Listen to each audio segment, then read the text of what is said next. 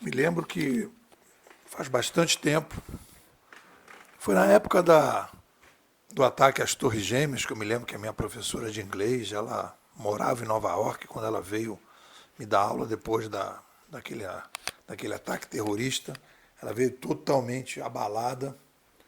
E nessa época eu assinava uma revista muito antiga, não sei nem se existe ainda, não lembro nem o nome, em que um dos colunistas era o Clay Shirk. E aí eu comecei a acompanhar o Clay Shirk, e ele é um cara de boas sacadas, não é um conceituador de excelência que vai para a história, faz análise. Não, ele é um cara de boas sacadas, tem bons insights. E ele tem uma frase que eu acho que ela é muito importante para esse tema do aprendizado 2.0, que ele diz: nós não temos um problema de excesso de informação, nós temos um problema de filtro. E aí, avançando nessa conversa, eu disse, já falei sobre isso, né, que a gente tem dois tipos de filtros necessários para lidar com essa quantidade de informação. O filtro exógeno, que são os filtros que estão fora da nossa atividade, não é uma coisa nossa, a gente vai usar os filtros que vão sendo desenvolvidos, né? É o Google, são as plataformas, são as recomendações, são inclusive os lugares que você pode entrar, grupos que você pode participar. E existem os filtros internos, são aqueles que a gente vai usar para separar o joio do trigo.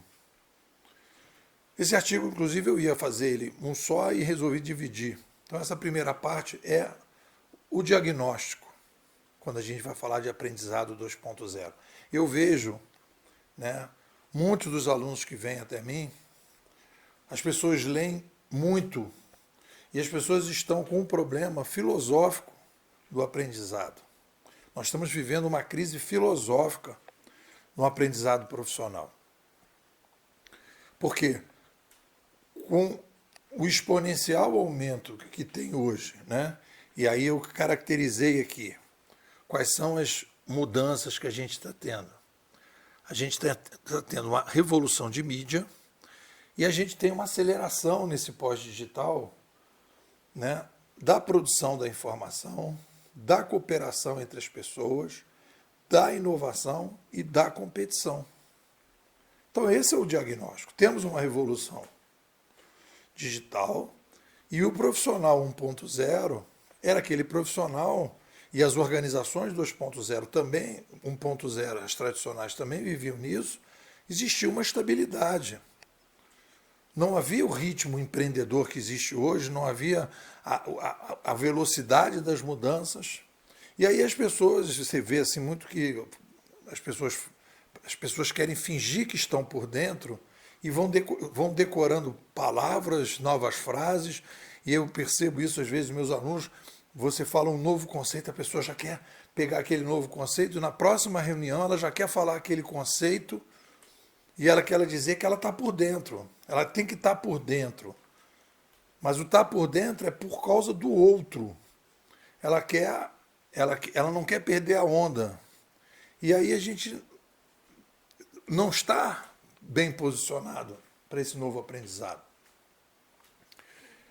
E aí eu coloquei aqui no artigo dizendo que a gente tem hoje uma passagem, né, de um aprendizado 1.0 estático, vertical, com menos autodidatismo, né? Ele é mais organizacional, ele é feito, as pessoas aprendem para o gerente, né? Ele é menos permanente, ele não se modifica, ele é mais estático e ele é menos focado. Quando a gente vai para o aprendizado 2.0 é o contrário, ele é mais dinâmico, é mais horizontal, mais autodidata, mais startupizador, a pessoa tem que ter mais autonomia, né? Ele é menos permanente e ele tem que ser muito mais focado. Então, a primeira coisa que você tem que pegar aí, para quando a gente começar a falar sobre aprendizado 2.0, é entender que a gente não é uma questão quantitativa. Você não tem que ler mais. E as pessoas estão nessa vibe. Eu tenho que ler mais, eu tenho que ler mais, eu tenho que ler o tempo todo.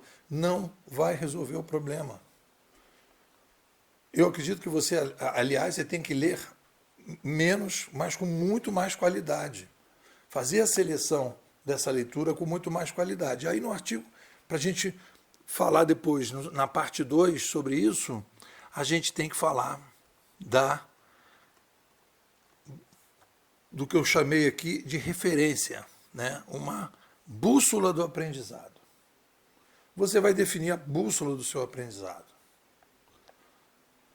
Porque se você não tiver uma bússola nessa confusão toda, que é a base do que a gente está chamando de filtros internos, a base dos filtros internos é essa bússola, em que eu vou definir qual é a meta. E a gente vai falar nesse artigo, na parte 2, você vai ter que definir qual é o foco. E aí, para isso, você vai ter que apostar no seu autoconhecimento. Quais são, né, os seus potenciais? O que você tem facilidade? Porque no mundo mais competitivo, você tem que se apaixonar pelo seu trabalho. Você tem que ter uma dedicação extra. Você não pode... aquela burocracia que a gente tinha de ir lá cumprir, sabe, viver aquele mundinho e sair, isso não vai rolar mais. Você tem que se envolver muito mais. O trabalho vai virando uma missão. Porque você tem que não só ter o pique o tempo todo para aprender, e para isso a sua mente tem que responder bem. Eu brinco que a mente, já falei isso, né? A mente é um cachorrinho que quando você vai desenvolvendo o seu potencial, ela vai abanando o rabo. Então você tem que saber qual é a meta. Então você tem que ter um autoconhecimento. E a partir daí você tem que separar o que é o joio do que é o trigo. O que é realmente uma leitura que está te agregando e uma que está só complementando. O que é fundamental, o que não é fundamental. Como ler menos e aprender mais. Como não se perder e saber que está indo na direção adequada.